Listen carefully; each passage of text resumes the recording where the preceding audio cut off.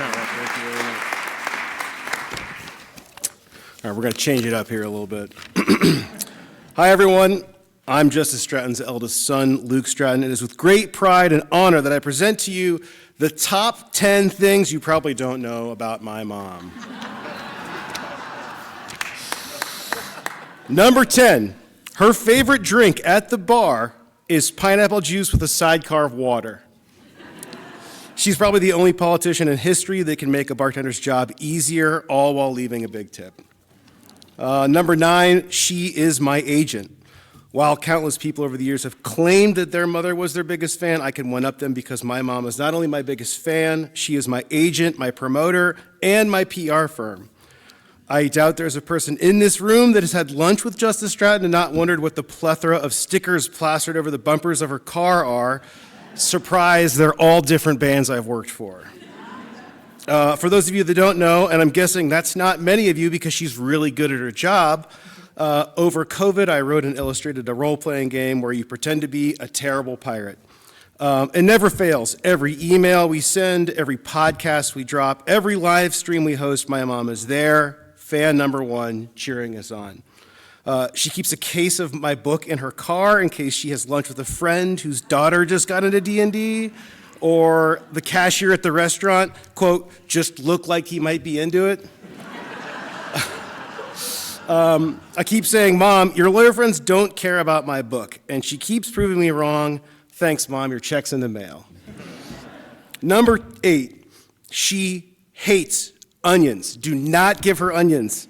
This is like feeding a gremlin after dark. God have mercy on the next waiter that brings her an onion-filled burrito. Number 7, she's a dreamer. She's always pushed to not only do our best, but to follow our hearts and dream big, and she believes that this world can deliver untold treasures to those that work hard. When I had the crazy idea to go to college for electric guitar, she said something smart, or instead of something smart and reliable, like law school, Mom did not bat an eye. She's like so many other times in her life, she proclaimed, I'm so proud of you.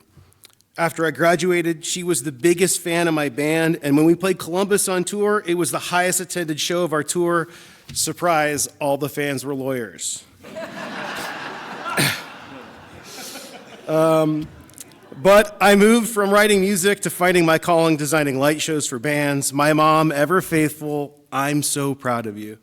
Despite working for arena-level artists around the world, my mom always likes to remind me that she prefers my music that I used to write.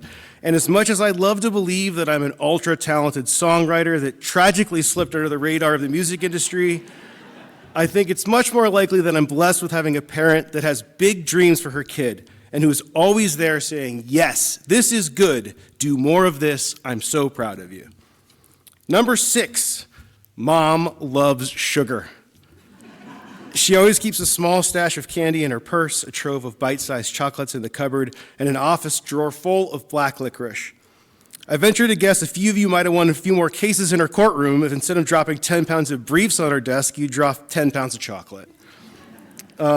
She has written dissenting opinions that are shorter than her Starbucks order.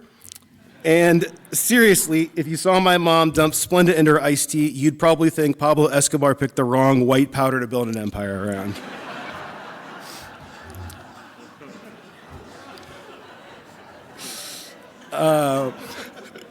Number 5, Mom loves creature comforts.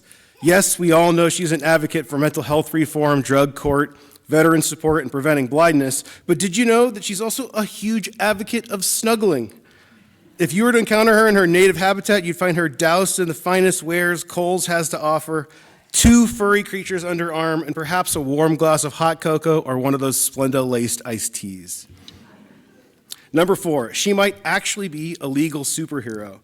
I know you're all thinking, duh, but I'm not talking about her opinions on the bench or to a client at the firm or to another attorney. I'm talking about to my friend that just got a ticket, to my colleague's uncle that missed his court summons, to this guy I just met at a concert, distant cousin that needs serious but fast legal advice.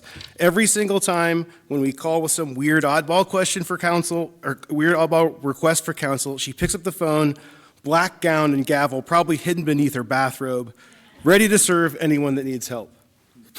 Number 3, she is extremely frugal but extremely generous. I can't count the number of times she's told stories about buying secondhand suits where, quote, the pockets were still shown shut.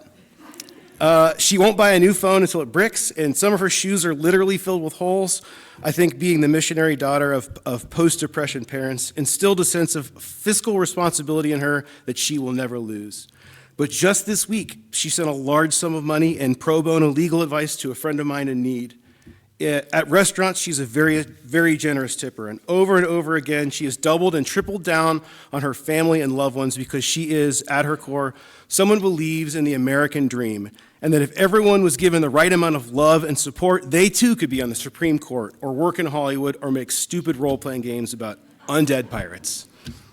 Number 2, she once had me arrested. I'm serious. In high school, I was a dumb kid. I used to sneak out to all-night raves, and I got into drugs.